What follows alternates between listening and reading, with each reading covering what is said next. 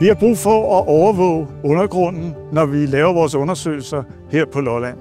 Derfor så har vi sat 6 seismiske målestationer op. Det er i bygninger som denne her lavet, at vi sætter vores seismiske måler op.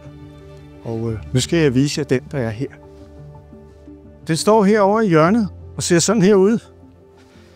Og selve måleren her, det er et finfølende instrument, som er placeret nøjagtigt i forhold til verdenshjørnerne og med direkte kontakt til undergrunden via det her betongulv, som den står på.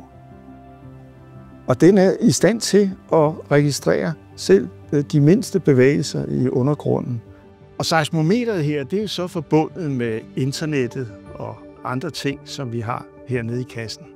Her er der for eksempel en router, der er et bilbatteris strømforsyning, hvis strømforsyningen skulle gå. Og der er også et GPS-signal knyttet til her.